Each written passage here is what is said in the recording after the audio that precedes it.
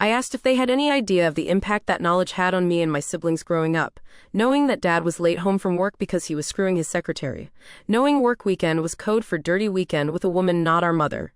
Did they not know why it was that of their 4 children, I am the only one that still talks to them? Do they not question why they were not invited to my brother's weddings, why they have never met either of my brother's wives and children?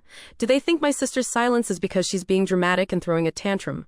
Really, I stood from the table, congratulated them on the loss of their last remaining child, and told them I hoped their arrogance, willful blindness, and misery was a comfort them to their last breaths. Then I left. A date I should have saved him for a proper date rather than a FU to my parents, took me to the nearest bar, let me cry on his shoulder while I proceeded to get shit-faced, then made sure I got home safely.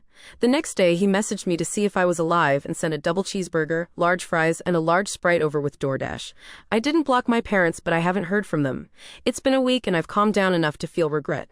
Not for what I said, but because I can see the looks on their faces when I made my final farewell. I crushed them, hurt them, especially my mother. Despite their faults, and there are many, I love my parents. I don't like knowing I hurt them. I'm feeling a lot of guilt about it. My date knew we were going to have dinner with my parents. He asked me out that morning. I told him my plans for the evening and jokingly asked if he wanted to come along. I didn't expect him to say yes.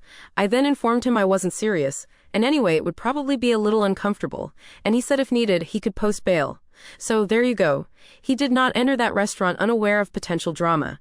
Edit number 2. The people mentioned in my post are not the only people in my life. I have my siblings in my life.